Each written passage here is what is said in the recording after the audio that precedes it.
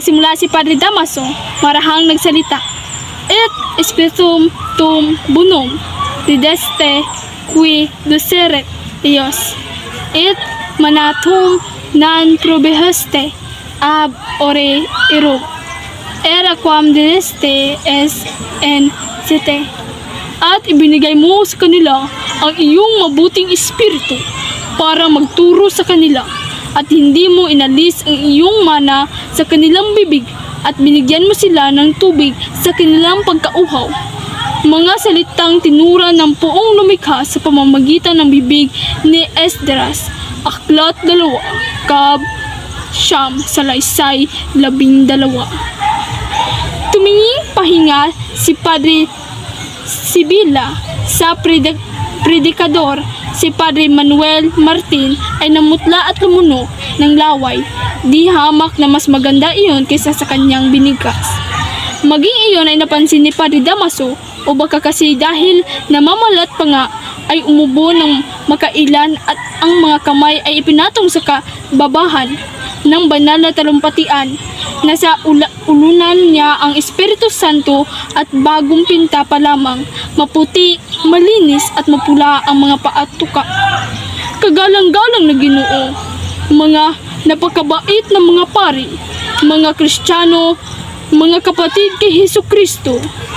Dito huminto siya ng matagal na bahagyang inilibot ang tingin sa mga nakikinig na ang pagmamatsyag ay di pag-imik ay ikinasiya ng kanyang kalooban. Matapos ang mga pagtukoy at mga pagtigi, banayad na inilahad niya ang kanang kamay na nakaturo sa altar samantalang nakatingin sa alkalde. Maliwanag at makinang ang altar, malapad ang malaking pinto. Ang hangin ay siyang sasakyan ng banal na salita ng Diyos na lumalabas sa aking bibig. Pakinggan nga ninyo sa tulong ng tenga ng kaluluwa at ng puso para ang mga salita ng Poong Diyos ay huwag mahulog sa lupaing mabato at kainin sila ng mga ibon sa impyerno, kundi ang kayo'y tumubo at umunlad. Nawari isang banal na binhi sa bukirin ng ating kagalang-galang at maalindog na Padre San Francisco. Kayo mga malalaking makasalanan na napipiit ng mga Moro ang mga kaluluwa na lumalagusaw sa mga dagat ng buhay na walang hanggan at nakasakay sa malaking sasakyan ng katawan at ng mundo. Kayong nakagapos ng mga salang kalibugan at pang-aapid at gumagaod kayo sa mga lunday ni Satang taga-impyerno. Magalang ninyong tignan ng magalang na pagpapakumbaba ang nanunubos ng mga kaluluwa sa kamay ng demonyo. Ang mapusok na Gideon, ang bayaning David, ang mapagtagumpay na Roldan ng sangkakristiyanuhan, ang Gwardiya Sibil ng langit na matapang pa kaysa lahat ng Gwardiya Sibil, kahit na magsama-sama. Opo, Ginoong Alperes, lalo pang matapang at makapangyarihan na walang baril kundi isang krus na kahoy, tumatalo sa walang likat na tulisan sa kadaliman at sa lahat ng kampo ni Luzbel, at inutas sana silang lahat. Kundi lamang walang kamatayan ang mga espiritu, ang mga kahanga-hangang ito na nilikha ng Diyos.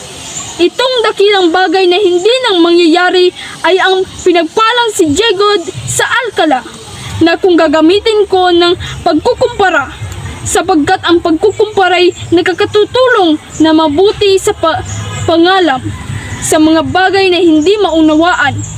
Gaya na sinabi ng isang tao, ay sinasabi ko na nga sa dakilang banal na ito'y isa lamang na mahirap na kawal.